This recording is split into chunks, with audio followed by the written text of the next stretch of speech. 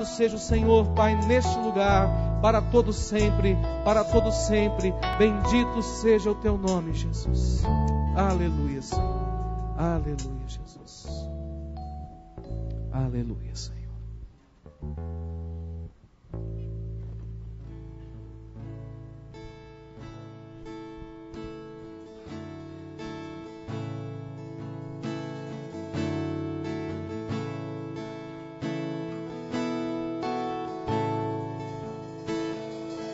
Confesso a ti, Senhor, que fraco eu sou, tão fraco eu sou, mas forte tu és.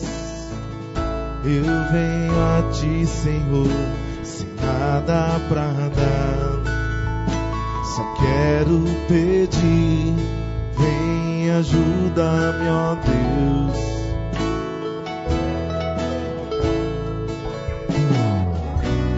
Coração quebrantado e humilde,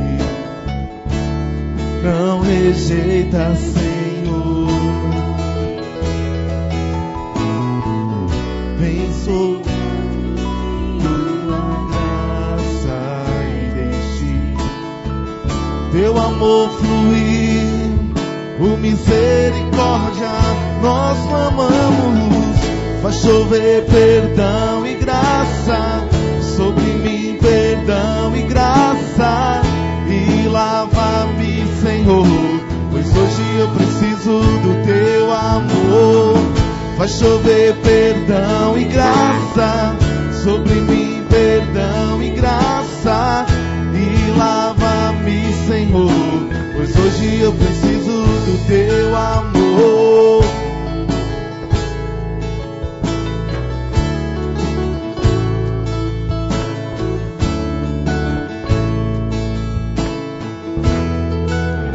Confesse os seus pecados ao Senhor. Confesso a ti, Senhor, que fraco eu sou, tão fraco eu sou, mas forte tu és. Eu venho a ti, Senhor, sem nada pra dar, só quero pedir, vem ajuda-me, ó Deus.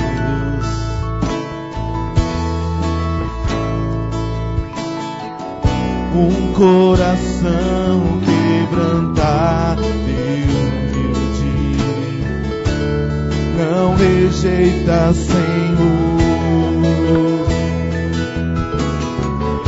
Estenda a mim tua graça, deixe teu amor fluir, por misericórdia nós clamamos. Faz chover perdão e graça sobre mim, perdão e graça, e lava-me, Senhor, pois hoje eu preciso do teu amor.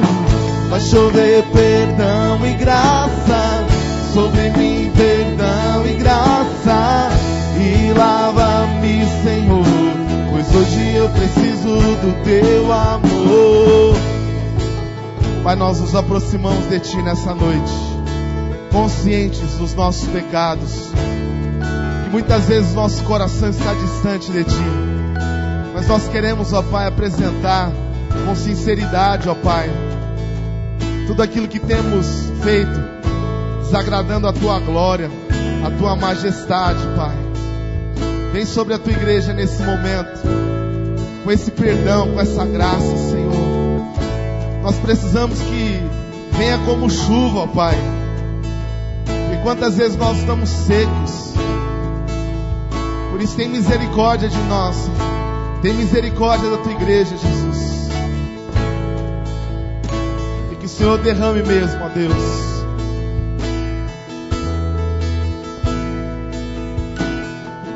Faz chover perdão e graça sobre mim, perdão e graça, e lava-me, Senhor, pois hoje eu preciso do teu amor. Faz chover perdão e graça sobre mim, perdão e graça, e lava-me, Senhor, pois hoje eu preciso do teu amor. Aleluia. Bendito seja o nosso Deus. Livro de Neemias, capítulo 3, verso 28, diz assim a palavra do Senhor. Para cima da porta dos cavalos, repararam os sacerdotes, cada um defronte da sua casa. Depois deles reparou Zadok, filho de Imer, defronte da sua casa. Depois deles Semaías, filho de Secanias, guarda da porta oriental. Depois dele reparou Ananias, filho de Selemias, e Anum, o sexto filho de Zalaf, outra porção. Depois deles reparou Mesulão, filho de Berequias, defronte da sua morada. Cada um deles repararam o muro defronte da sua casa. Amém, queridos? Estamos nesse tempo estudando no livro de Neemias. E entendemos que da mesma maneira que Deus deu uma visão a Neemias de reparar e reconstruir os muros da cidade, Deus tem nos dado uma visão de reparar a nossa igreja, de reconstruir a nossa igreja, mas não na força do nosso braço e nem na força do nosso poder, mas na força do Espírito Santo de Deus. O mesmo Espírito de poder que ressuscitou a Jesus de Nazaré dentre os mortos, é o mesmo Espírito que vivificará o meu e o seu coração. E é por isso que estamos na casa do Senhor, buscando a presença de Deus. E Deus tem tocado esta palavra ao meu coração, dizendo que essa igreja será restaurada quando cada família desta igreja for restaurada, quando cada lar for curado pelo Senhor, quando cada casa for convertido os filhos ao Senhor, os filhos voltarem para os seus lares. Quando tivermos uma família restaurada, nós teremos uma igreja restaurada e curada pelo poder do Espírito Santo de Deus. Amém, queridos? Por isso esta obra não será realizada aqui nos muros desta igreja, desses templos, mas esta obra começará a ser feita nos muros da tua casa, da tua vida, no teu lar. Cada um dos sacerdotes começaram a reparar os muros da cidade defronte da sua própria casa. E assim os muros se fecharam e a obra foi terminada. Cada um de nós voltaremos dos nossos cultos ao Senhor, olharemos para os nossos lares e, certificados pelo Espírito Santo de Deus, esquadrinhados pelo poder do Espírito Santo, teremos a nossa família restaurada, teremos o nosso casamento restaurado, teremos o coração dos nossos filhos restaurados, a presença do Senhor. Viveremos por Ele e para Ele e por meio dEle. Amém, queridos? A minha oração nesse começo de culto é que Deus restaure o teu lar, que Deus restaure a alegria, que Deus restaure o café da manhã em família, o almoço ou o jantar, não sei qual refeição ou quais refeições vocês fazem juntos, mas que Deus restaure a alegria de assentar-se à mesa, com gratidão nos lábios por aquilo que Deus tem feito em família. E eu tenho certeza que dessa maneira Deus produzirá um avivamento nesta igreja, que começará nos lares, nas casas e nos corações de cada um dos seus filhos. Amém, queridos? Cada um de nós repararemos os nossos muros, cada um de nós repararemos as nossas brechas, cada um de nós reconstruiremos na nossa vida espiritual aquilo que está destruído pelo poder do pecado, cada um de nós purificaremos aquilo que em nós está sujo.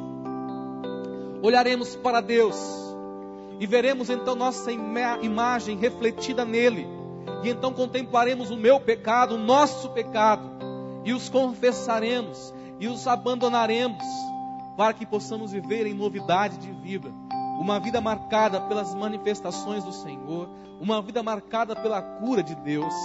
Amém, queridos? É Deus quem te guarda, é Deus quem te protege, é Deus quem te abençoa, é Deus quem te liberta. E eu tenho dito que nós precisamos aprender algo. Nós estamos na casa do Senhor para servir a Deus primeiramente. Amém, queridos? Antes de mais nada, o culto não é para mim ou para você, não é questão de gosto ou preferência, mas o culto é para o Senhor. E nós entramos aqui nesta noite para sermos curados pelo Senhor. Entramos na casa do Senhor não para nos sentir bem, mas para ficarmos bem, em nome de Jesus.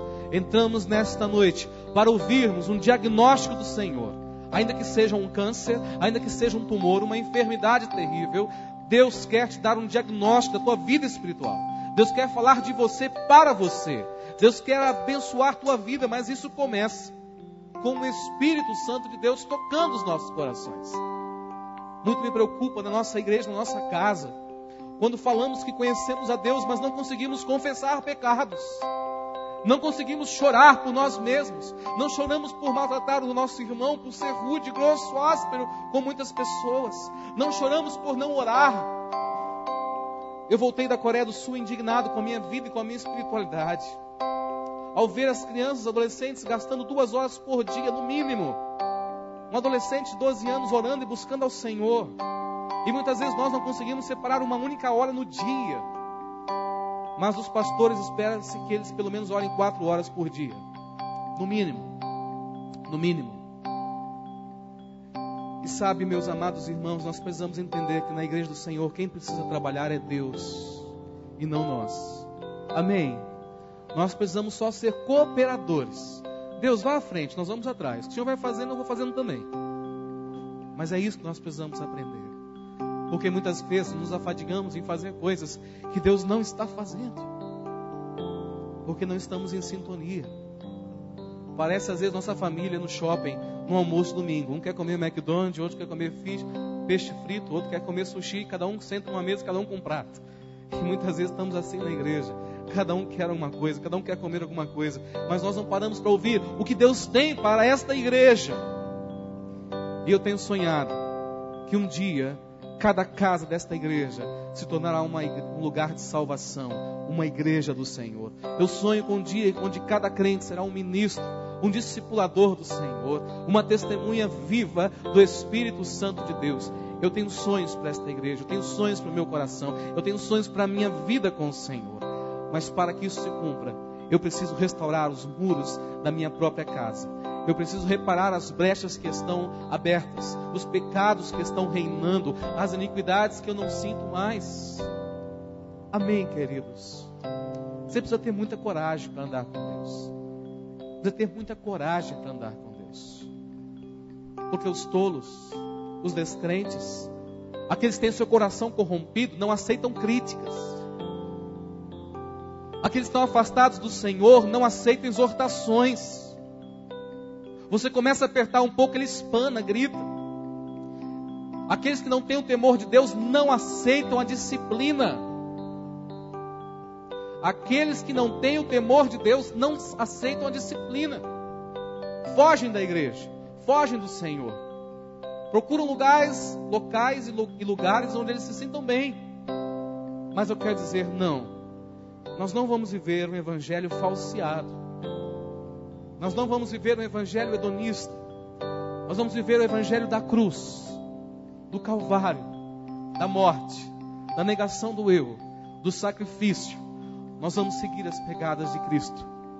Amém, queridos? Que eu e você possamos ver a Deus.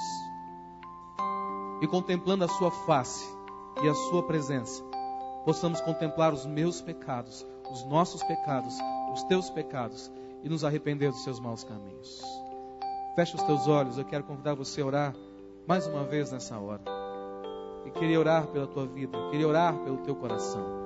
Confesse ao Senhor os teus pecados nesta noite. Diga, Senhor, eu me arrependo. Senhor, eu maltratei a minha esposa. Eu me arrependo. Senhor, eu gritei com o meu filho hoje. Eu me arrependo. Senhor, eu menti no telefone hoje. Eu me arrependo. Senhor, eu liguei a televisão e assisti coisas que não devia. Eu me arrependo. Senhor, me perdoa pelos meus vícios. Eu me arrependo. Senhor, eu tenho passado dias e dias sem ler a tua palavra. Eu me arrependo. Diga ao Senhor os teus pecados, sejam quais forem eles.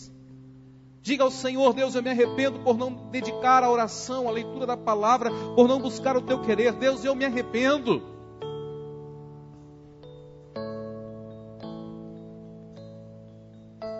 Você pode sair daqui nesta noite tratado. Ou você pode sair deste lugar como mais um local de encontro, com mais uma atividade da semana, corriqueira.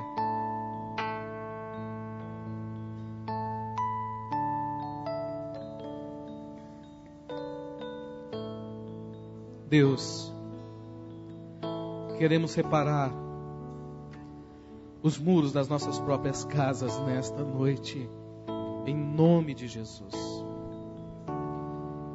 Queremos reparar as brechas das nossas casas. Fortaleça nossas mãos, fortaleça o nosso coração, fortaleça a nossa vida. Repara os nossos lares para a glória, honra e poder de Cristo Jesus. Restaura a tua igreja para a glória do teu nome. Eu abençoo a tua igreja, eu abençoo o teu povo e declaro perdoados os pecados dos teus filhos, em nome de Jesus, na vida daqueles que com sinceridade confessam o teu nome, na vida daqueles que de fato renunciam o pecado e se arrependem do mal. Obrigado, Senhor, porque perdoados estamos e nenhuma condenação há para aqueles que estão em Cristo Jesus, o nosso Senhor. Eu abençoo a tua igreja, Senhor. Recebe os nossos louvores e adoração do teu povo, em nome de Jesus. Amém, Senhor. Amém. Amém, queridos. Vamos colocar em pé, louvarmos ao Senhor. Cumprimente teu irmão que está ao seu lado, com a paz de Cristo Jesus e com alegria no nosso coração. Louvemos ao nosso Deus.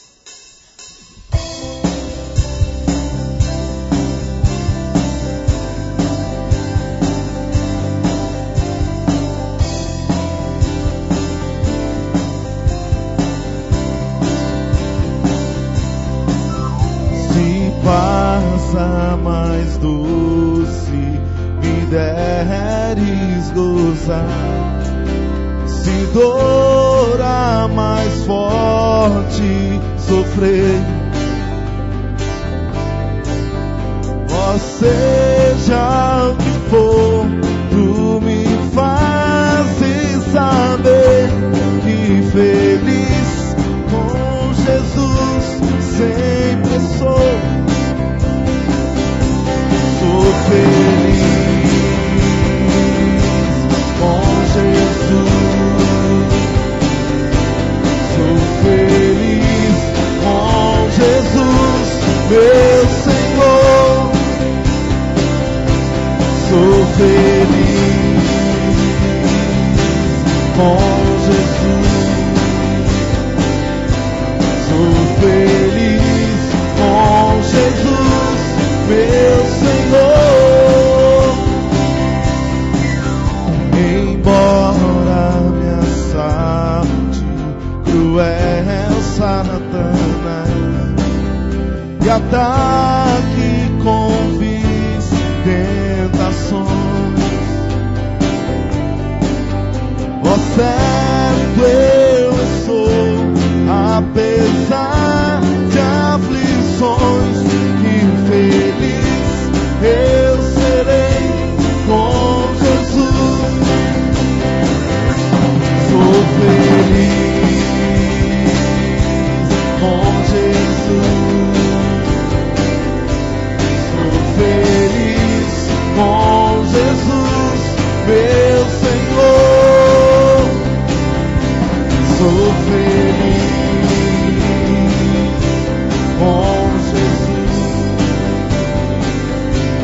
Sou feliz com Jesus, meu Senhor. A vida eu anseio do meu Salvador. Em breve virá me levar ao céu onde vou para sempre morar, convividos na luz do Senhor. Sou feliz com Jesus. Sou feliz com Jesus, meu Senhor.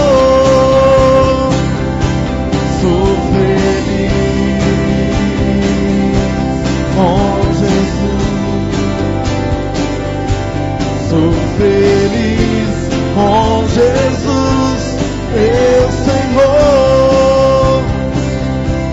Sou feliz com Jesus. Sou feliz com Jesus, meu Senhor.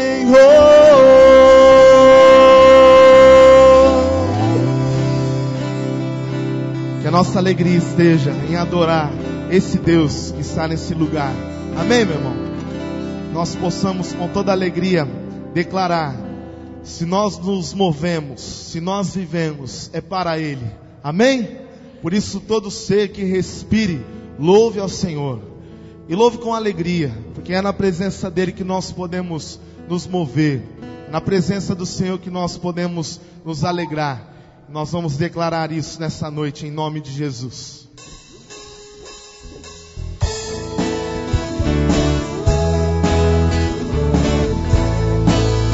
As palmas.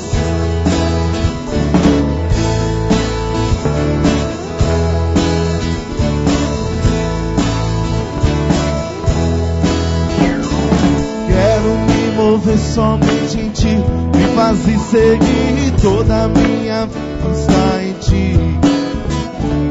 Todo meu andar é só em Ti, és o meu caminho, toda a minha força está em Ti.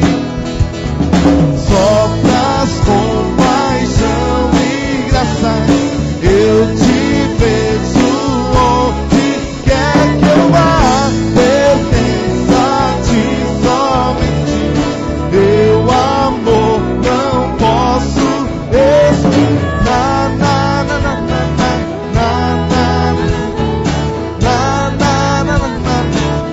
As mulheres.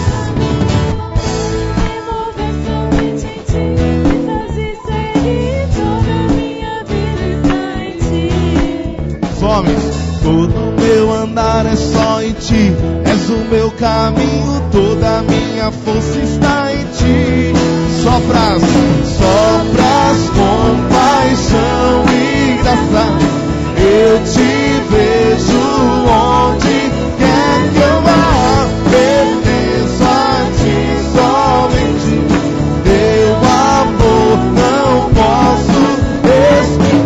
Sopras compaixão e graça, eu te vejo onde quer que eu vá. Pertenço a Ti somente, teu amor não posso explicar.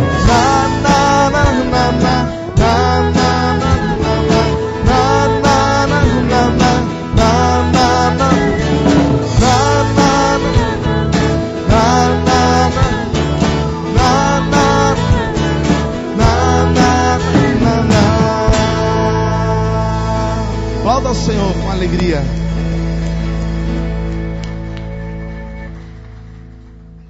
Muitas vezes nós temos tantas coisas que agradam o nosso coração, mas que nós possamos declarar nessa noite: Te adorar, Senhor, é o meu maior prazer. Buscar ao Senhor, estar na sua casa é o meu maior prazer. E vamos declarar isso em adoração ao nosso Deus.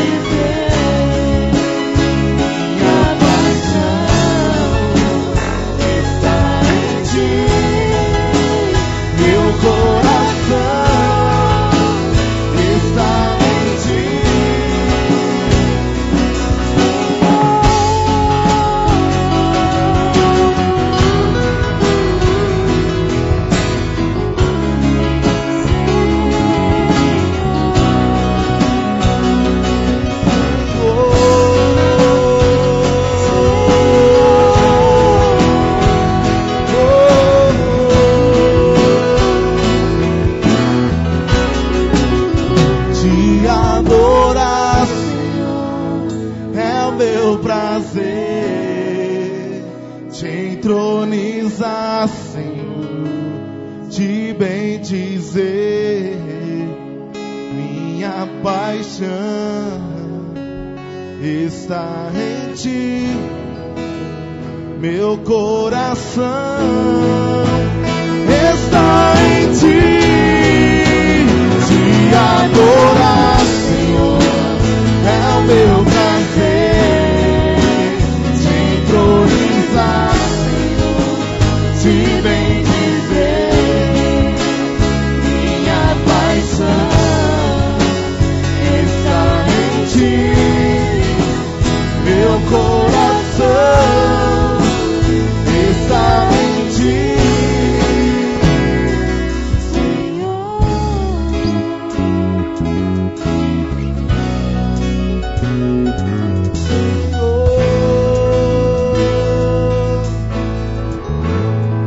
Seus olhos nesse momento. Nós precisamos adorar cada dia mais o Senhor, em espírito e em verdade.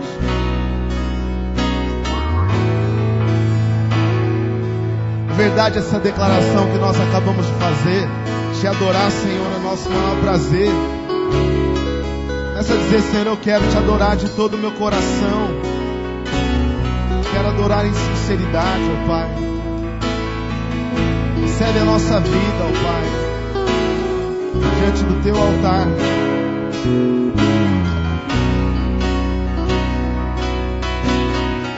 Pai, nós queremos que seja verdade isso. Nós não queremos ter prazeres em outras coisas, apenas, ó Pai, que tem muitas vezes tomado o centro da nossa vida, o nosso coração. Nós queremos renunciar, nós queremos abrir mão nessa noite de tantas coisas, Senhor, que tem tomado o Teu lugar na nossa vida. Pai, tem misericórdia quando temos deixado, ó Pai, que as coisas desse mundo sejam mais importantes do que o Senhor na nossa vida. Pai, nós precisamos do dinheiro, mas ele não é nosso dono, Pai. Nós precisamos do nosso trabalho, mas não é para ele que nós vivemos, Senhor. Nós vivemos para a honra e glória do Teu nome, Senhor. Enche os nossos lábios, ó Pai, que a nossa adoração seja verdade na Tua presença, Senhor.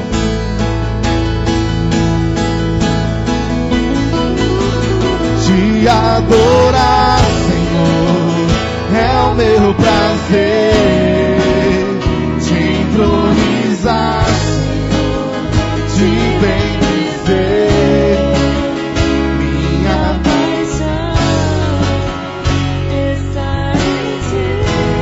Senhor, para nós está em ti, te adorar, Senhor, é o meu prazer. Te entronizar, Senhor, te bendizer. Minha paixão está em ti, meu coração está em ti, Senhor.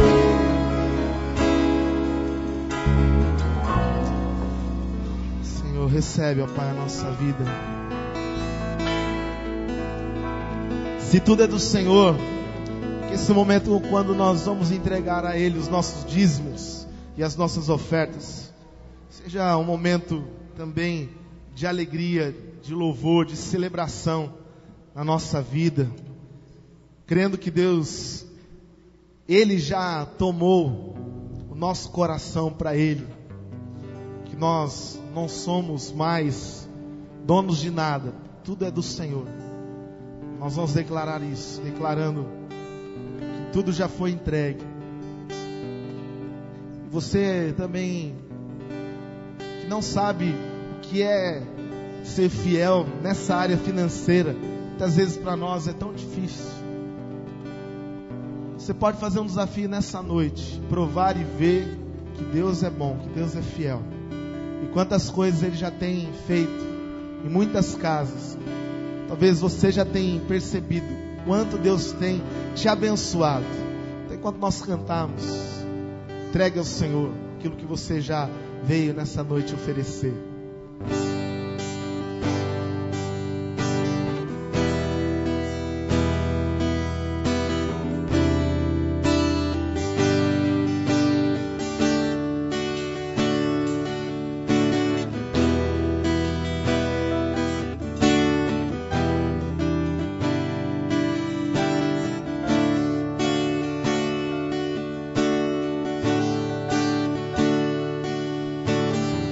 Este é o meu desejo,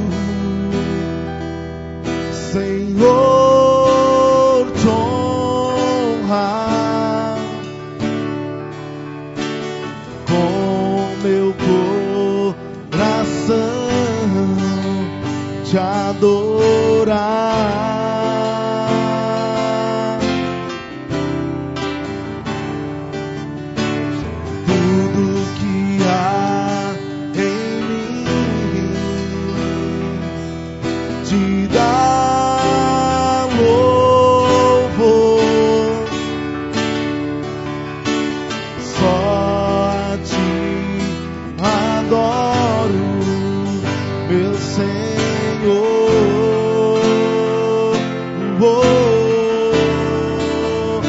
Meu coração, toma o meu coração, toda minha alma. Eu vivo só pra ti, sempre que eu respirar, cada vez que eu acordar, é o teu querer.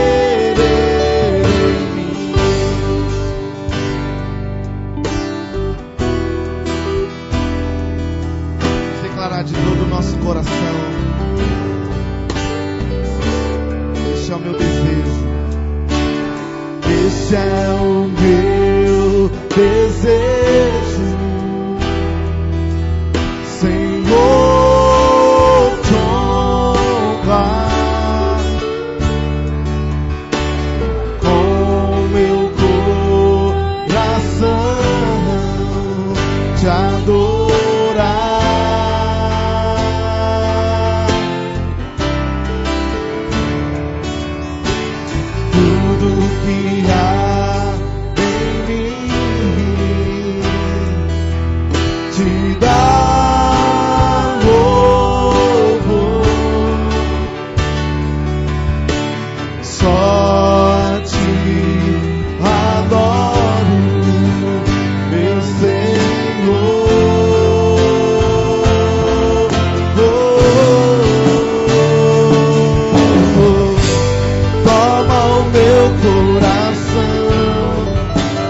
Toda minha alma,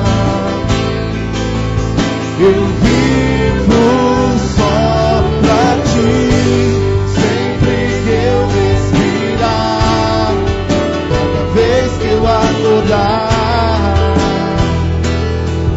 é o teu querer em mim. Toma o meu coração, toda minha alma.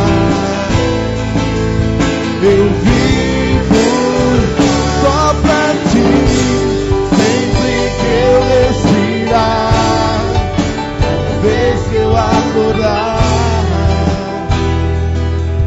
é o teu querer em mim. Toma o meu coração, toda minha alma. Eu vivo só pra ti, sempre que eu respirar, cada vez que eu acordar, é o teu querer em mim, é o teu querer em mim, é o teu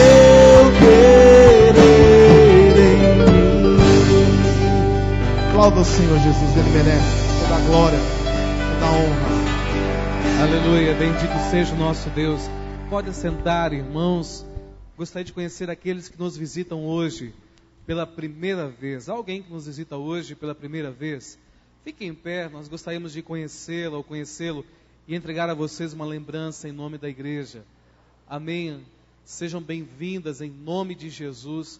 O desejo do nosso coração é que você faça parte desta comunidade, dessa nossa família. Por isso, sintam-se muito bem-vindas em nome de Cristo Jesus. Que Deus as abençoe. Caso pertença a alguma outra igreja evangélica, Deus as abençoe. Mas não tendo ainda uma casa, nossa casa está à disposição para abençoar a vida de vocês. Amém, igreja? Amém. Louvado seja Deus. Quero orar pelas crianças que possam vir aqui à frente. Quero orar com elas e por elas nesse momento. Vem, Pedro. Vamos orar. Papai do céu. Ficou com medo do pastor. Orar pelas crianças até 8 anos de idade que irão para o cultinho infantil, a fim de que Deus esteja derramando graça e virtude sobre elas. Amém. Vamos orar. Estenda suas mãos. Pai, obrigado pelos teus filhos, pelas tuas pequeninas e pelos teus filhinhos que a ti pertencem. Nós oramos e abençoamos a vida dos teus filhinhos. Em nome de Cristo Jesus. Amém, Senhor. Amém. As crianças podem ir para o culto infantil. Nós teremos mais um louvor com o coral nesse momento.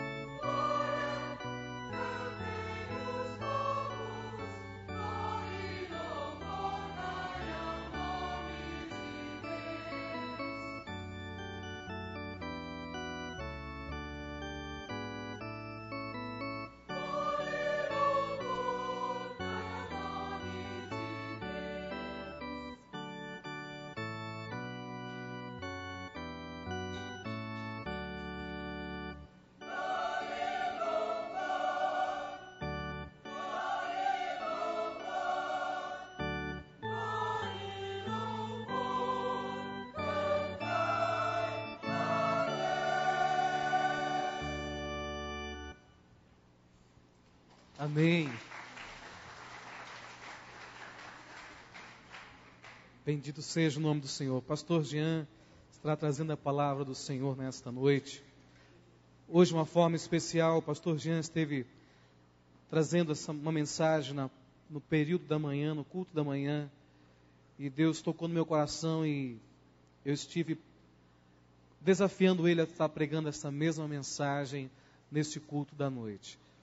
Porque eu entendi que Deus tinha ao meu coração e ao seu coração uma palavra. E que Deus queria usar nesta noite, não a minha vida como pregador, mas a vida do pastor Jean. Amém, queridos? Por isso eu quero desafiar você a ouvir a palavra que Deus trouxe ao seu coração. Não talvez uma palavra que nós queiramos ouvir, mas uma palavra que nós, como igreja, precisamos ouvir. Amém, queridos? Algumas mensagens exortam, outras mensagens nos consolam, outras mensagens nos enchem de alegria, de ânimo, de coragem, mas outras mensagens edificam, constroem, nos faz olhar para a visão que Deus tem para as nossas vidas e nos faz crescer e nos faz caminhar como o corpo de Cristo Jesus. Amém. Pai, obrigado pela vida do teu filho. Nós o abençoamos nesta noite e que a tua palavra seja pregada ao nosso coração. Nós o abençoamos em teu nome. Amém, Jesus. Boa noite, irmãos. Graça e paz. Abra sua Bíblia em Neemias capítulo 6. Neemias é o texto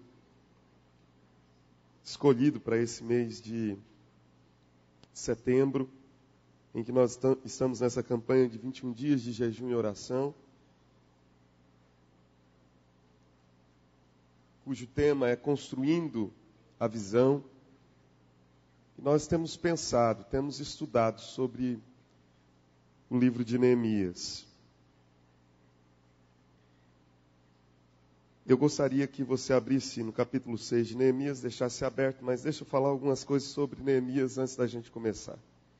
Neemias, o texto, não apenas o texto, mas a pessoa de Neemias teve uma importância fundamental na reconstrução da história do povo de Deus, no que tange a um momento crítico, depois que o povo já estava com uma, entre aspas, alforria do exílio, ainda havia pendências na reconstrução de Jerusalém, na reconstrução da cidade, do templo, e na reconstrução da identidade daquele povo de Israel. E é nesse contexto que nós temos o livro de Neemias e a pessoa de Neemias. Neemias foi um alto burocrata que atuou no Império Persa.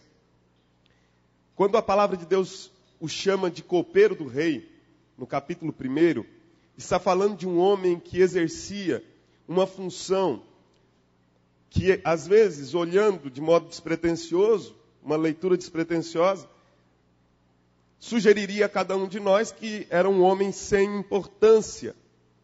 Mas, na verdade, ele possuía uma função de confiança e de grande responsabilidade. Ele era um segurança do rei, ele era um homem que estava com a responsabilidade da segurança, de cuidar do rei, contra possíveis terrorismos que pudessem advir contra o rei da Pérsia.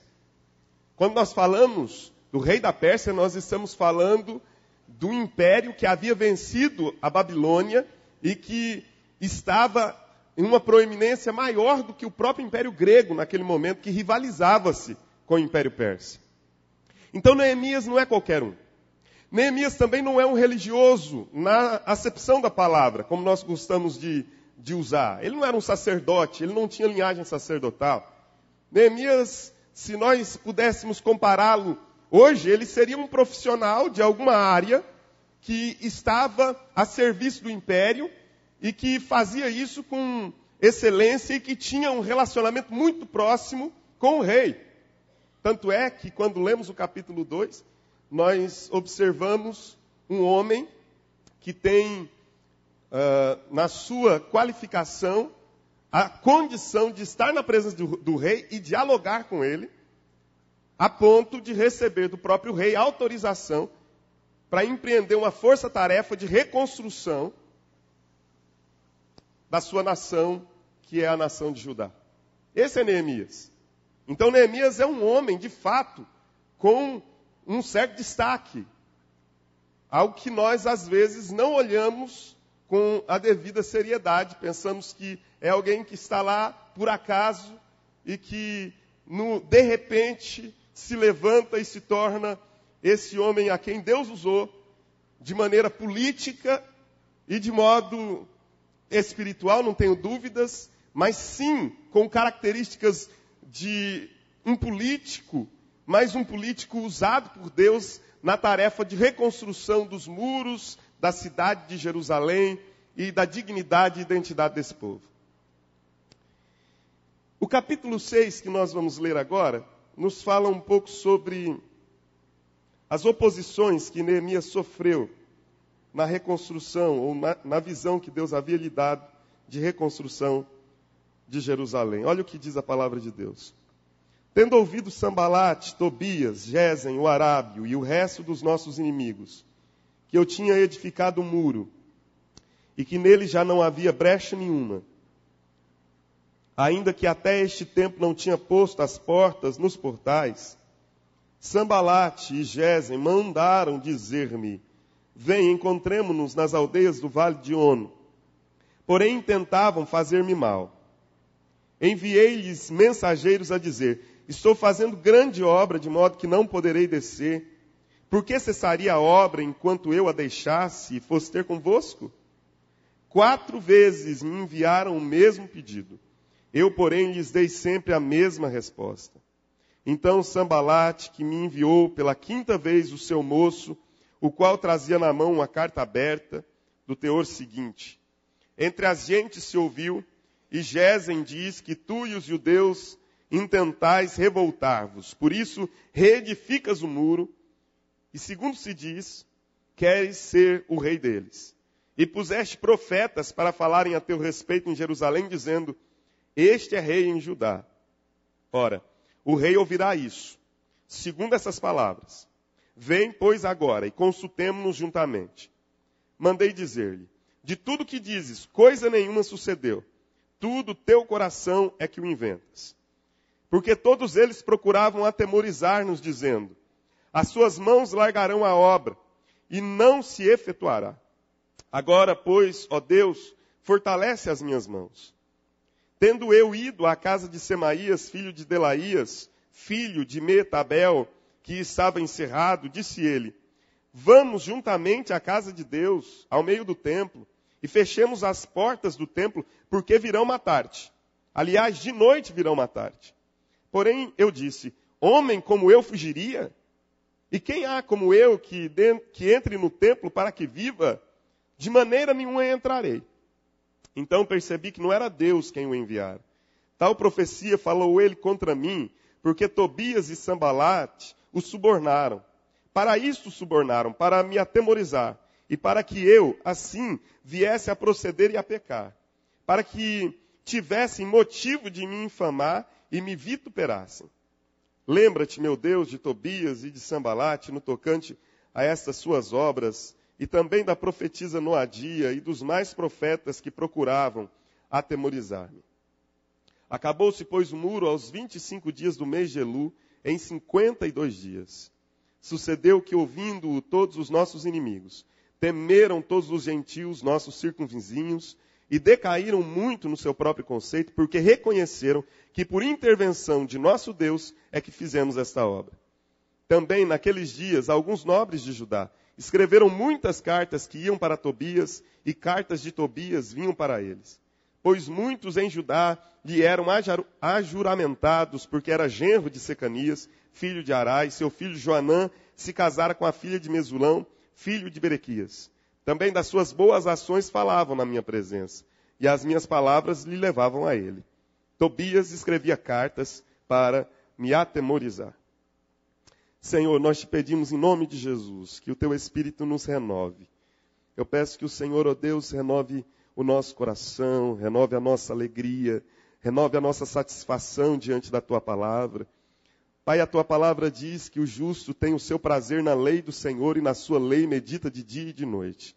Pai, eu quero primeiramente pedir que o meu prazer na tua lei, Senhor, seja intenso, seja algo, ó Pai, que se estenda durante todos os dias da minha vida e durante todo o dia. Ó Deus, eu peço a mesma coisa pela vida dos meus irmãos, que nós tenhamos prazer na lei do Senhor. Ó Deus, em nome de Jesus, nós possamos dizer como o salmista: quanto amo a tua lei. Que de fato, ó Deus, nós possamos amar a tua palavra. E que ela seja, Senhor, instrumento de vida, instrumento de renovação, instrumento, ó Deus, de instrução para a nossa vida cristã. Eu te peço em nome de Jesus. Amém. Irmãos, quando nós falamos sobre visão, e o tema que nós temos trabalhado é construindo a visão, nós precisamos pensar o que significa essa visão. O que visão, de fato, é. O que é termos uma visão? Quando nós olhamos para Neemias, nós percebemos que ele havia recebido da parte de Deus uma visão. Um autor chamado George Barna define de uma maneira muito simples o significado de visão. Ele diz que visão é o sonho mais possível. É aquele sonho que Deus coloca em nosso coração e que nós sabemos que ele é possível de ser realizado. Não possível porque nós temos forças para concretizá-lo, mas possível porque Deus nos dá condições de cumpri-lo. A Bíblia diz que Deus havia colocado no coração de Neemias uma visão. Deus havia colocado na mente e no coração de Neemias um sonho futuro, que era a visão de Deus para a sua vida. Se você observar no capítulo 2, vamos passear um pouco pelo livro de Neemias para entender esse significado de visão. Você perceberá no versículo de número 12, que a palavra de Deus diz que Neemias fez depois que o rei Artaxerxes o libera para ir até Jerusalém, a fim de realizar a reconstrução dos muros e reedificar as portas, enfim, de devolver àquele povo uma identidade, uma dignidade. A Bíblia diz que quando ele chega a Jerusalém, depois de 3 dias, ele faz uma vistoria noturna na cidade. E a palavra de Deus diz no versículo 12, que então à noite me levantei e uns poucos homens comigo, e não declarei a ninguém o que o meu Deus me pusera no coração para eu fazer em Jerusalém. Ou seja, primeiro, a visão é algo que Deus coloca em nosso coração. Deus havia colocado no coração de Neemias algo a ser realizado na cidade de Jerusalém. Ok? A Bíblia diz então que ele sai com esses poucos homens para essa ronda noturna em Jerusalém. E é bem possível, diz alguns estudiosos, que a Jerusalém que é reconstruída é menor do que a Jerusalém pré-exílica. Por quê? Porque provavelmente o povo seja em um número reduzido. E também as impossibilidades de reconstruir os muros dentro dos mesmos padrões originais existia. Pelo fato de que quando nós lemos esse texto, a Bíblia diz que Neemias não conseguia transitar com o cavalo em alguns lugares, porque o entulho era tamanho. A destruição havia sido tão grande que alguns lugares impossibilitava o trânsito, inclusive a reconstrução dos muros. É possível que Neemias tenha criado um projeto um pouco distinto daquele original. Porque, irmãos, quando nós temos uma visão, nós não precisamos de triunfalismos na visão. Às vezes nós pensamos, bom, então vamos fazer algo maior do que fizeram. Vamos fazer alguma coisa além, para que nós tenhamos notoriedade, sejamos lembrados.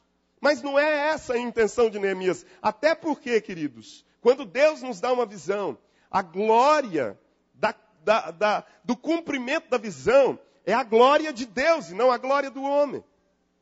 Então a Bíblia nos diz que, depois disso, no versículo 17, ele compartilha a visão. E qual é? Então lhes disse, estáis vendo a miséria em que estamos? Jerusalém assolada, as suas portas queimadas.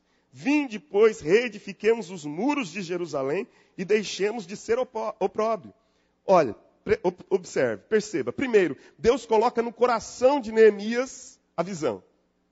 Deus diz para Neemias, você vai até Jerusalém e em Jerusalém, o projeto que eu estou colocando na sua vida, na sua mente, no seu coração, é a reconstrução daqueles muros, a reedificação daquela cidade. Então ele começa, primeiro, vistoriando a cidade. Primeiro, Deus possibilita de maneira providencial a saída dele, da sua função de copeiro do rei, para ir até Jerusalém. Depois, uma vistoria na cidade. Depois ele compartilha essa visão com as pessoas que estão ao redor dele. E ele diz, vocês estão vendo o que está acontecendo? Vocês estão percebendo a gravidade do momento? O que nós vamos fazer? nós vamos reedificar os muros. Nós vamos reconstruir a cidade de Jerusalém. Porque nós não podemos permitir que o nosso povo continue vivendo nessa miséria e desprezo.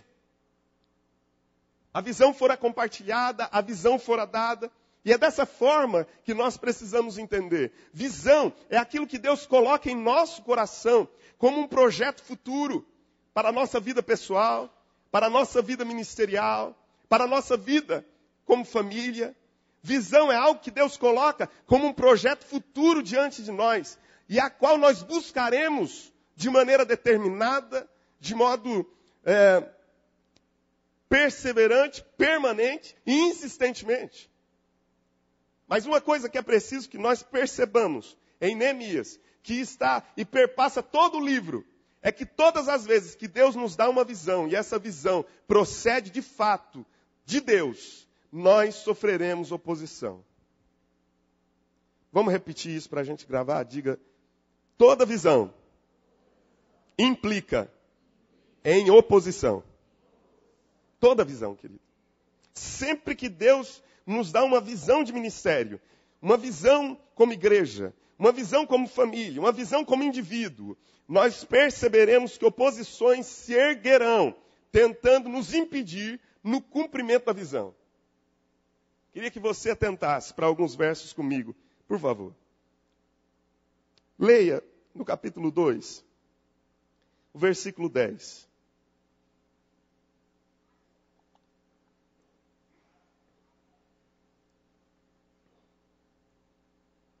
Quando Neemias chega a Jerusalém e entrega aos governadores das províncias cartas que o rei havia lhe concedido, delegando a ele a autoridade para a reconstrução da cidade, o que acontece?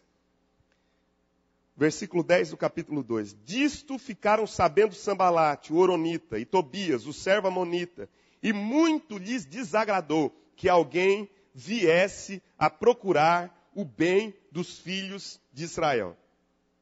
Eles ficam sabendo daquilo e a primeira reação, desagrado. Não gostaram de saber de que alguém estava interessado na reconstrução daquela cidade e em devolver a dignidade daquele povo. Versículo 19.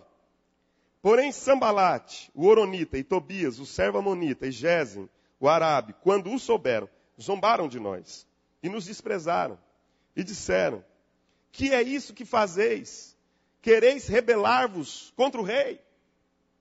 De um desagrado começam então a ironizar, a desprezar, a zombar e a criar uma confusão através de uma difamação. Vocês o que querem de fato é se rebelar contra o rei. Vá até o capítulo 4. Observe o que diz o versículo de número 1. Aqui, no capítulo 4, o pastor Fabiano começou lendo o capítulo 3, parte do capítulo 3. E o capítulo 3 já relata a reconstrução dos muros. E quando nós chegamos no capítulo 4, a obra já começou. Versículo 1. Tendo Sambalate ouvido que edificávamos o muro, ardeu em ira e se indignou muito e escarneceu dos judeus. Olha, a oposição vai se tornando mais acirrada. Primeiro desagrado, depois zombaria, desprezo, difamação. Agora a Bíblia diz que eles já estão tomados de ira, de inveja, indignados, muito indignados. Eles não querem aquilo. Vá até o versículo de número 7. Observe. Mas ouvindo Sambalate e Tobias, os arábios, os amonitas e os asdoditas, que a reparação dos muros de Jerusalém iam avante e que já se começavam a fechar-lhe as brechas, ficaram sobremodo irados. Sobremodo irados. A ira agora toma proporções excedentes. Eles estão sobremodo irados, diz a palavra de Deus. Irmãos, todas as vezes que Deus nos dá uma visão, nós sofreremos oposição. A palavra de Deus diz que se alguém quer viver piedosamente em Cristo, sofrerá perseguições. E é isso que está acontecendo. Quando Deus deu uma visão a Paulo, preste atenção.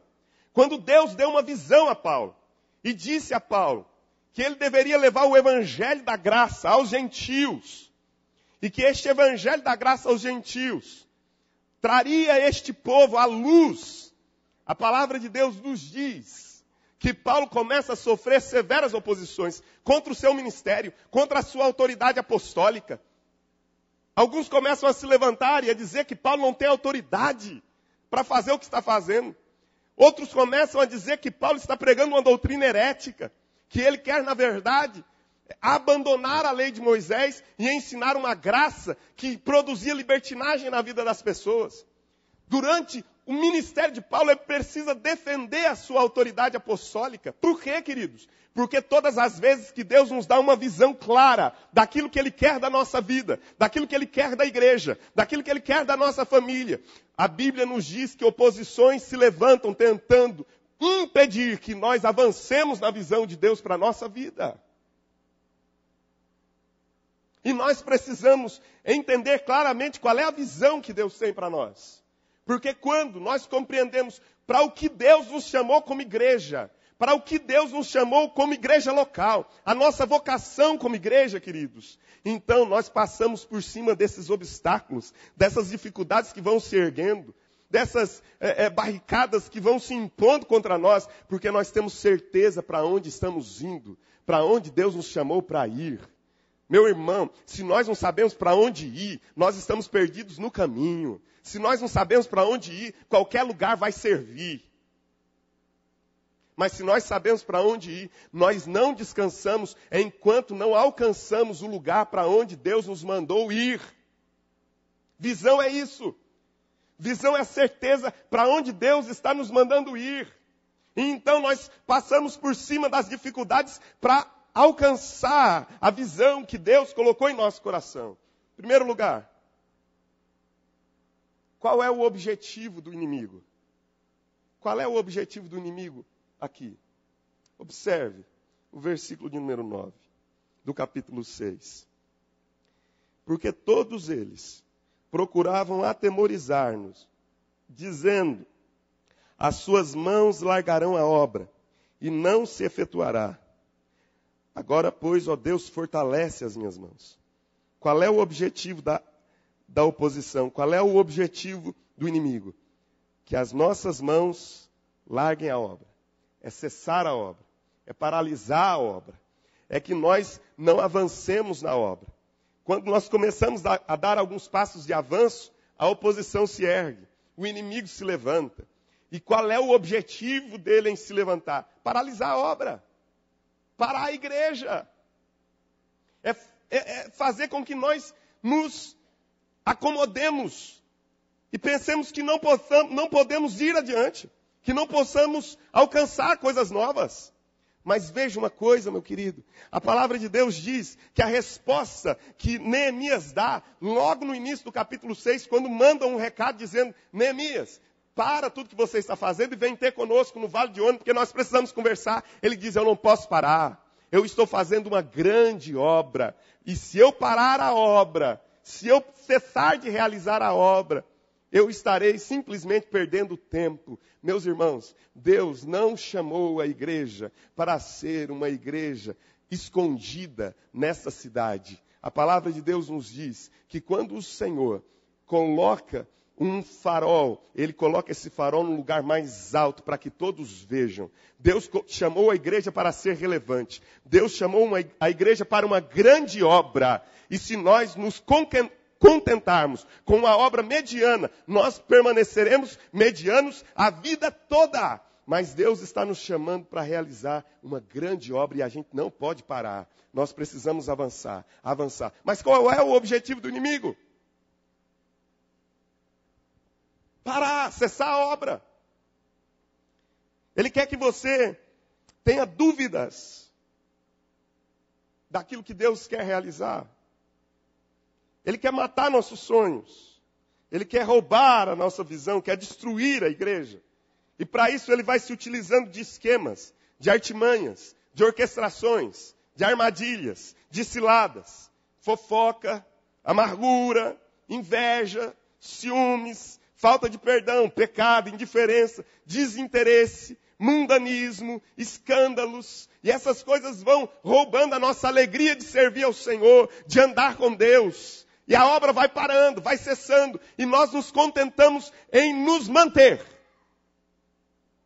Mas o trabalho de Deus para a igreja não é trabalho de manutenção. O trabalho de Deus para a igreja é um trabalho de avanço, de crescimento. O trabalho de Deus para a igreja não é um trabalho de manutenção, mas é um trabalho de avanço e de crescimento. Os muros precisam ser reerguidos, os muros precisam ser edificados, a cidade precisa ser reconstruída. Existe uma obra que Deus está realizando na vida da igreja e nós não podemos parar a obra. Mas como? Quais são essas táticas que o diabo usa? Ou que o inimigo usa, para tentar roubar de nós a visão, para tentar tirar de nós a alegria da visão. Primeira coisa, ele quer que nós tiremos os olhos dos projetos, da visão que Deus tem para nós. Primeiro trabalho, olhe para mim, por favor. Me dê a sua atenção por mais alguns minutos. Primeira coisa que o diabo quer é desfocar a igreja. É que ela tire os olhos da visão. Veja o que diz o versículos 2 e 3. Versículo 2 do capítulo 6. Sambalat e Gesem mandaram dizer-me, vem. Encontremo-nos nas aldeias no Vale de Ono, porém tentavam fazer-me mal. Para o que você está fazendo e venha até nós. Vamos nos encontrar. Vamos ter uma conversa. Eu quero saber quais são os teus projetos. O que você está fazendo? Mas a Bíblia diz que a intenção e a motivação de Sambalat, Tobias, Gesem e outros inimigos era o mal. Na verdade, eles queriam matar Neemias. E isso fica muito claro ao longo do livro. Eles querem exterminar Neemias, porque fazendo isso, a obra cessaria de fato. E isso é muito claro, meus irmãos, ao longo da história, todas as vezes que se tira os olhos da visão, não se cumpre a missão. Todas as vezes que nós tiramos os olhos da visão que Deus tem para a nossa vida, da visão que Deus tem para a igreja, nós não cumprimos a missão que Deus nos dá. E missão não cumprida é visão abortada. Observe, Deus tinha uma visão para Jonas. Qual era a visão que Deus havia dado a Jonas? Vai até a grande cidade de Nínive e prega contra Nínive, anuncia o pecado daquela cidade para que eles se convertam. A Bíblia diz que ele se dispõe, mas para ir para Tarsis, rumo contrário. Missão não cumprida, visão abortada. O que o diabo quer é que nós percamos a visão daquilo que Deus tem para a nossa vida, porque todas as vezes que nós perdemos a visão, nós paramos. Todas as vezes que nós perdemos o objetivo, nós nos frustramos. Se nós olhamos para a vida do Senhor Jesus, nós observamos, Deus tinha uma visão para Jesus. Que visão era essa? Que o Senhor Jesus entregasse a sua vida, e o Senhor tem clareza disso, eu vim para salvar o mundo, e entregando a sua vida na cruz, em Jerusalém, depois de passar por sofrimentos, por dores e por angústias, ele ressuscitaria ao terceiro dia.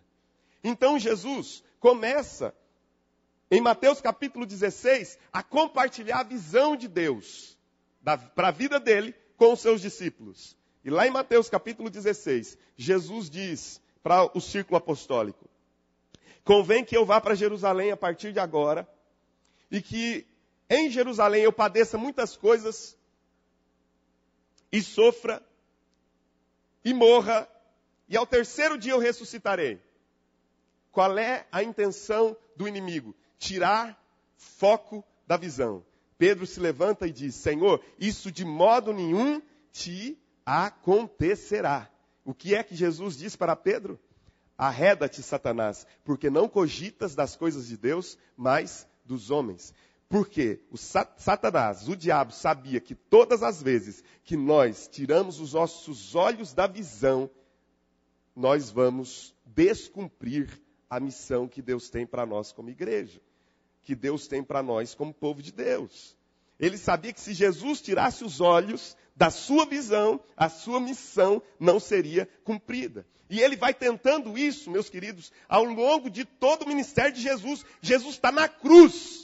E alguém, um dos soldados, olha para Jesus e diz: se tu és de fato Deus, o rei dos judeus, desce da cruz.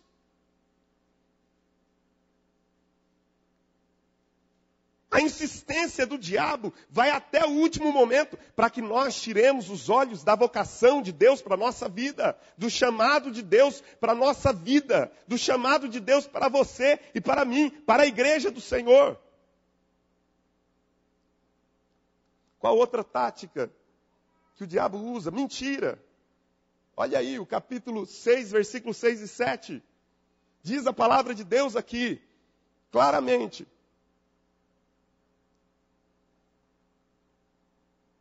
Que mandam dizer a Neemias, estão dizendo que você quer, na verdade, reedificar os muros para ser rei. E quando o rei ficar sabendo disso, o que vai ser?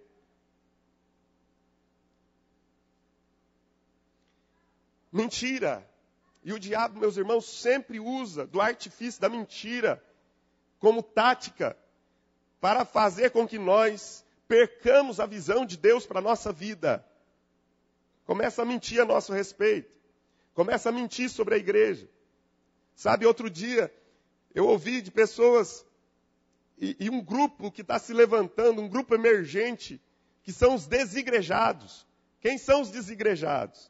Desigrejados são aqueles que começaram a enxergar na igreja todo tipo de falácia, todo tipo de erro. Então eles dizem, eu posso ser cristão longe da igreja, eu não preciso da igreja para ser cristão.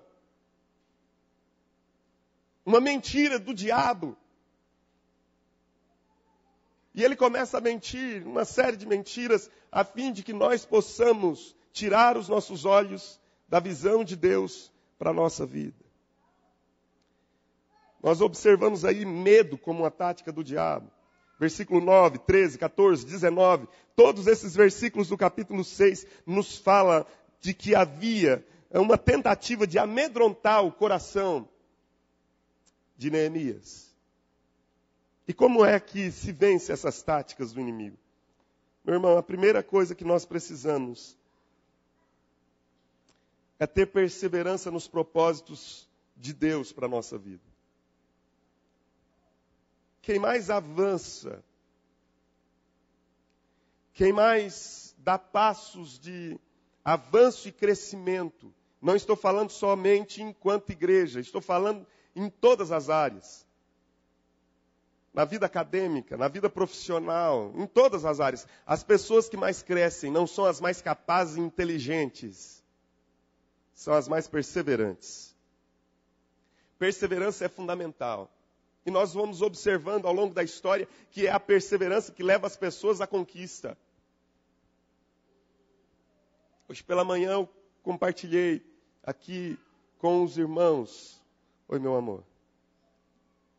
Eu compartilhei aqui com os irmãos algumas experiências e minha voz está apagando, irmãos, me perdoem. Mas eu estava pensando sobre Thomas Edison.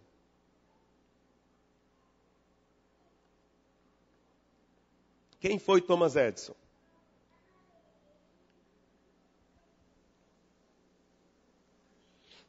Entre outras coisas, ele é o inventor da luz elétrica. 2.000 tentativas até que ele conseguiu com que durante a noite nós tivéssemos luz elétrica, não somente durante a noite, mas nesse momento nós não precisássemos estar à luz de vela ou de lampião. Aí um repórter perguntou para ele, como você se sente por ter conseguido inventar a luz elétrica, depois de 2.000 fracassos. Ele disse: eu não fracassei 2.000 vezes. Na verdade, a invenção da luz elétrica foi um processo de 2.000 tentativas.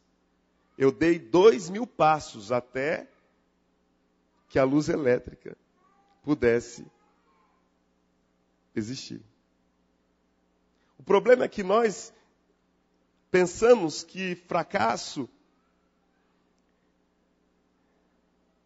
é quando algo dá errado no processo até alcançarmos a visão, e não é.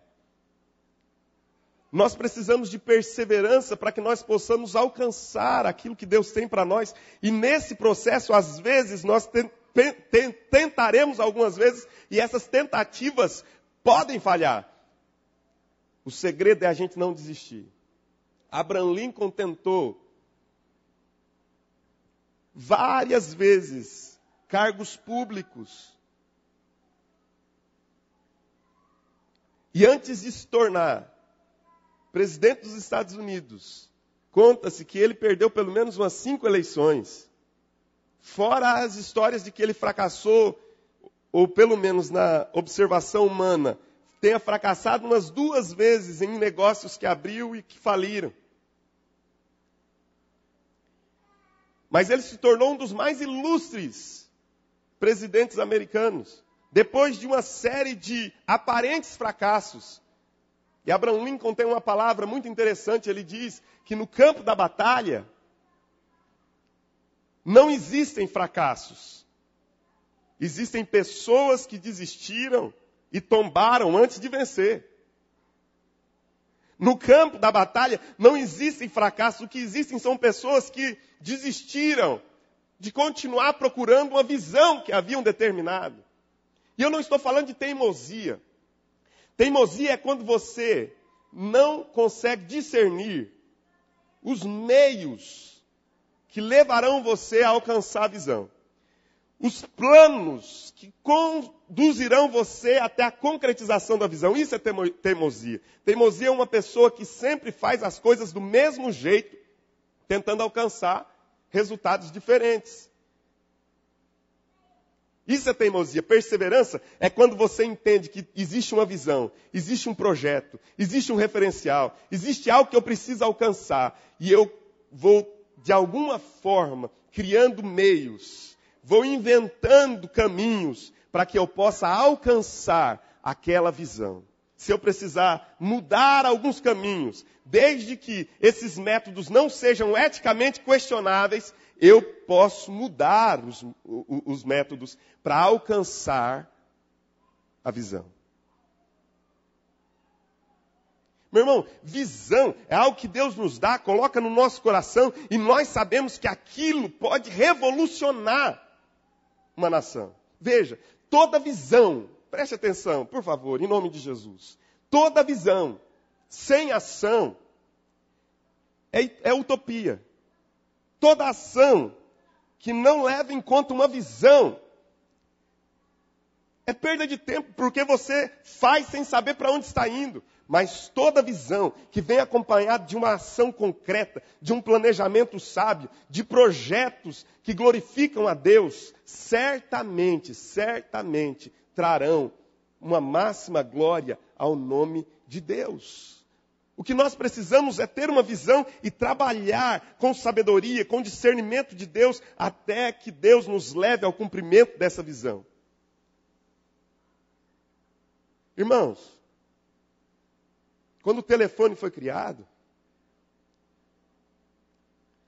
Alexander Graham Bell fez um teste que deu certo e o telefone foi criado.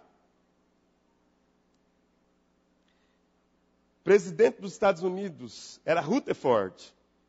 Ele observou o que estava acontecendo e disse: invenção maravilhosa. Mas quem vai querer usar um desse? Visão é nós sabermos que ainda que as pessoas não entendam o que está acontecendo, aquilo para o qual nós estamos caminhando está além perspicácia mediana das pessoas. Visão é alguém que está enxergando além, está enxergando à frente. Isso é visão.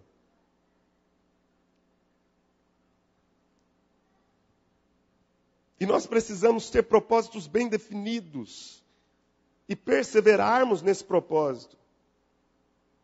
Eu vou continuar falando um pouco sobre perseverança, porque me parece que perseverança é o caminho para nós alcançarmos o sucesso da visão que Deus tem para a nossa vida. Não é nós desistirmos, mas é irmos adiante, perseverarmos. Irmãos, Isaías capítulo 40, versículo 31. O que é que diz a palavra do Senhor lá? Mas os que esperam no Senhor renovam as suas forças, sobem com asas como águia, correm e não se cansam, caminham e não se fatigam. O que é perseverança?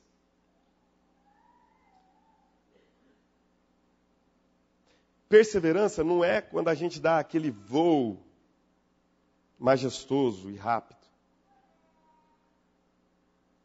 Perseverança é quando a gente caminha de maneira persistente e consistente, diariamente, sem parar. Porque às vezes as pessoas se iludem demais. Preste atenção nisso, por favor. As pessoas se iludem demais com os voos majestosos. Talvez o texto, no raciocínio humano de Isaías 40, deveria começar: os que esperam no Senhor caminham e não se fatigam, correm e não se cansam, voam como águias. Mas é ao contrário.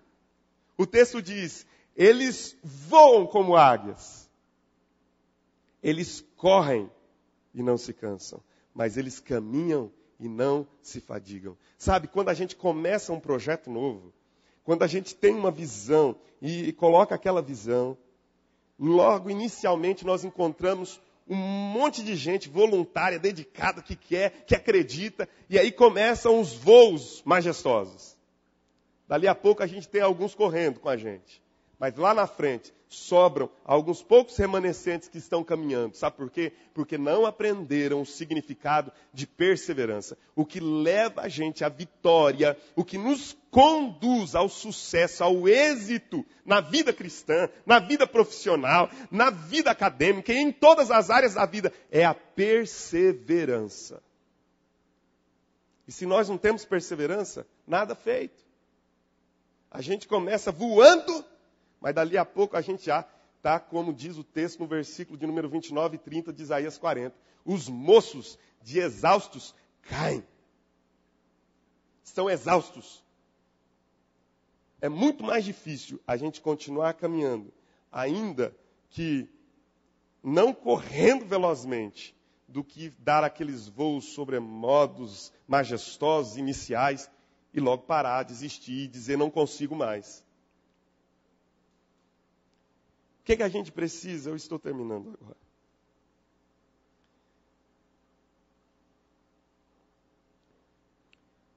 Irmãos, eu penso que para a gente ser vitorioso, existe uma série de recados que Neemias nos dá.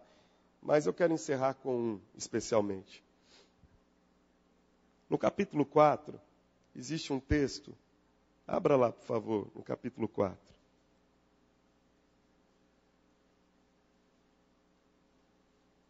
Versículo 6.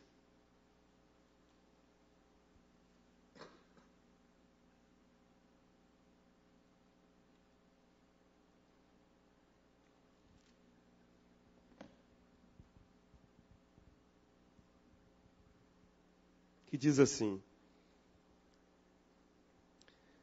assim edificamos o muro, e todo o muro se fechou até a metade de sua altura, porque o povo tinha ânimo para trabalhar. O povo tinha ânimo para trabalhar.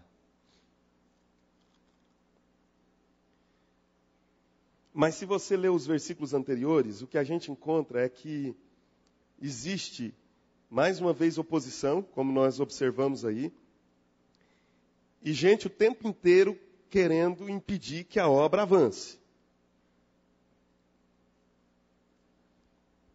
Um ensinamento que eu tive durante a manhã, isso não estava anotado em nada não, mas que me veio no coração, vou compartilhar com os irmãos. A gente precisa se concentrar mais no reino. A gente precisa se concentrar mais no projeto, na visão de Deus para a nossa vida, do que nos inimigos que se levantam. Porque se a gente ficar se concentrando no inimigo, a gente perde os olhos, perde a visão, a gente perde a concentração no que é essencial. E pensando rapidamente, a ideia é que muitas vezes o diabo se levanta e a maior tática dele não é nenhuma dessas que eu citei, talvez seja o fato de simplesmente se levantar para nos distrair, para gerar distração na igreja, sabe? Então a igreja vai ficando distraída porque ela está muito concentrada no que o diabo está fazendo. Ela fica muito concentrada no que o inimigo está realizando. Mas a Bíblia diz que Neemias tem uma atitude. A atitude é a seguinte: o inimigo se levanta e ele diz, não posso ir, eu estou fazendo uma grande obra. E nesse texto do capítulo 4 ele faz uma oração, entrega os inimigos para Deus e continua fazendo a obra.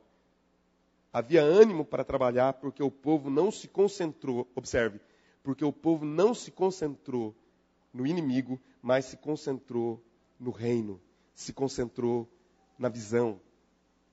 E é isso que Jesus faz conosco. Jesus diz para os discípulos quando eles voltam, depois de uma missão bem cumprida e uma visão realizada. 70 discípulos voltam e dizem, Senhor, nós estamos alegres e felizes porque o diabo se nos submete em teu nome. E Jesus diz, de fato eu via Satanás caindo do céu como um relâmpago. Não obstante, não se alegrem porque os demônios se vos submetem, mas porque o nome de vocês está escrito no livro da vida. O que é que a palavra de Deus está nos dizendo? A gente não deve viver nos concentrando naquilo que muitas vezes o diabo está fazendo, naquilo que o inimigo quer realizar, mas nós devemos nos concentrar no reino, na obra e no projeto de Deus para a nossa vida, porque isso é muito mais importante do que dos levantes malignos contra a vida de cada um de nós e contra a sua igreja. A gente continua. O que a gente tem que fazer com o diabo? Com o diabo, irmãos, a gente manda embora e diz, olha, saia, eu não aceito você agindo na minha vida, na vida da igreja, em nome de Jesus. E a gente continua a obra. A gente continua a obra. Com o diabo, a gente coloca ele no lugar dele e a gente continua a obra em nome do Senhor Jesus Cristo. Amém. Vamos orar. Queria pedir a você que ficasse de pé agora.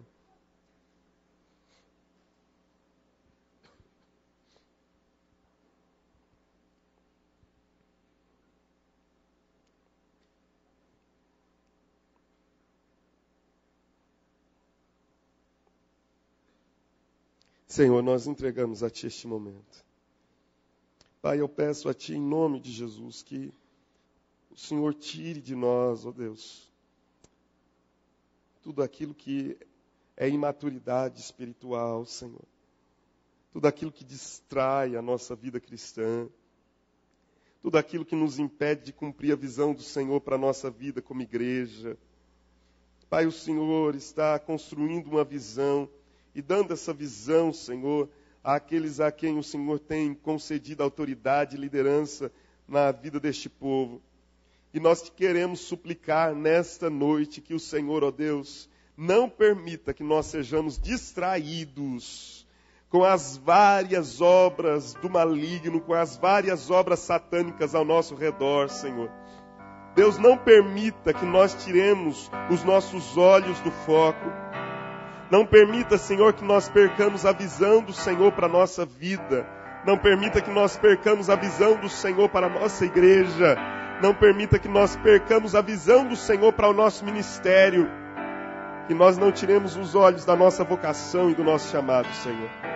Mas que nós perseverantemente possamos, ó Deus, continuar a avançar não desistir, permanecer, porque a tua palavra diz que aquele que perseverar até o fim, esse será salvo. Ajuda-nos a perseverar, Senhor. Ajuda-nos a permanecer, a continuar. Pai, em nome de Jesus, eu quero suplicar ao Senhor que nessa noite o teu Espírito possa iniciar uma obra de amadurecimento no coração da tua igreja, Senhor. Iniciar uma obra, Senhor, de amadurecimento, ó Pai, em relação à visão que o Senhor tem para essa igreja. A vocação que um dia o Senhor já encontrou e já delegou a ela. E que, ó Deus, somente precisa, Senhor, ser renovada, ser avivada.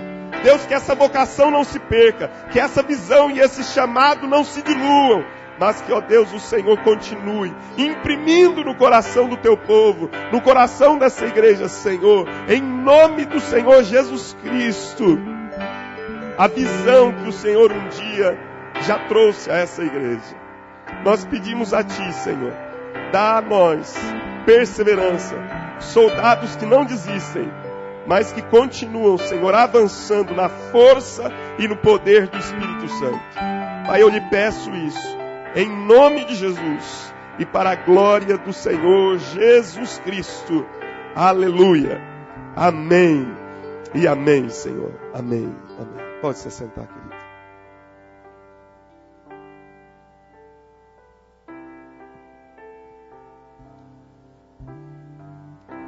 Aleluia.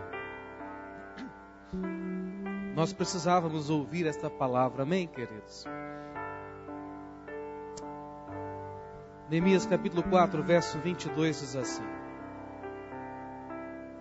Também nesse mesmo tempo disse eu ao povo: cada um com seu moço fique em Jerusalém, para que de noite nos sirvam de guarda e de dia trabalhem. Cada um com seu moço fiquem em Jerusalém, para que de noite nos sirvam de guarda e de dia trabalhem. Olhe para mim. Eu tenho certeza que se você está aqui nesta igreja, e aqui você ficou, aqui você permaneceu, é porque você foi separado por Deus para esse novo momento que nós teremos como um momento de bênção e de paz, em nome de Jesus. Se você está aqui conosco hoje, é porque Deus te chamou para esse momento. Nós temos um grande desafio, um grande sonho, e por isso falamos sobre visão nesta noite, de que cada lar se torne uma igreja ao Senhor, de que cada crente se torne um ministro da palavra, um seguidor de Cristo Jesus e um discipulador do Senhor. Esse é o nosso sonho, essa é a nossa visão. Mas o desafio é trabalhar de dia e de noite. De dia, no trabalho, e à noite, vigiar e orar. Que Deus abençoe a tua vida. Tenho orado pelas manhãs com os nossos irmãos que têm vindo, para que Deus continue a levantar homens e mulheres, jovens e crianças, para orarem em favor desta igreja. Porque esta obra é do Senhor, pela força do Senhor, movidos pela mão forte de Deus, como Neemias experimentou. Amém, queridos? É Deus quem está conosco. Nós teremos a conferência do MDA do dia 19 ao dia 23 de setembro, na Primeira Batista. O pastor Domingos está sediando a conferência de Igreja em Céus no modelo MDA. E eu quero convidar você a estar presente. Até amanhã ainda dá tempo de você fazer a tua inscrição. Eu gostaria que você fizesse parte. Caso você tenha dificuldades financeiras, nós estaremos subsidiando 50% da conferência. O valor não é caro, o valor é de apenas R$50. Será na quarta, quinta, sexta, sábado e domingo, período da manhã e da noite. Caso você não possa ir no período da manhã, vá pelo menos no período da noite. Amém, queridos? Nós queremos te desafiar a fazer essa conferência, a fim de que nós possamos andar nesta visão que Deus tem trazido à sua igreja. Mas, não olhando para outros modelos, olhando para o Senhor e perguntando a Ele: Senhor, o que Tu tens para a primeira IPI de Marília. Amém, queridos? E é nessa confiança, é nessa segurança que nós caminharemos. Quero convidar você a estar conosco nas reuniões de oração, todos os dias, até o dia 30, das 7h30 às 8h30 da manhã, e de segunda a sexta, das 15 para as 7 a 15 para as 8 da noite, também em 2 horários. Amém, queridos? Que Deus nos abençoe em nome de Jesus. Antes de nós encerrarmos nosso culto, nós vamos ter mais uma adoração com o grupo coral nesse momento.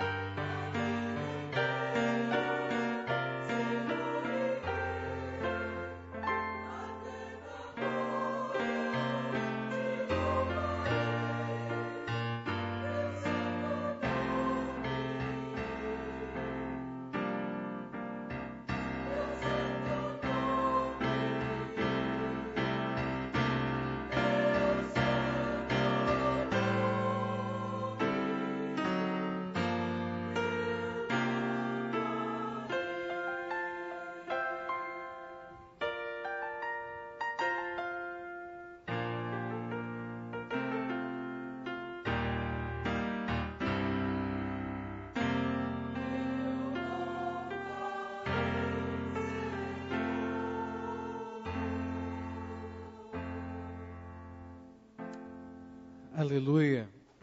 Louvado seja o nosso Deus. Amém, queridos. Vamos colocar em pé e orarmos ao Senhor.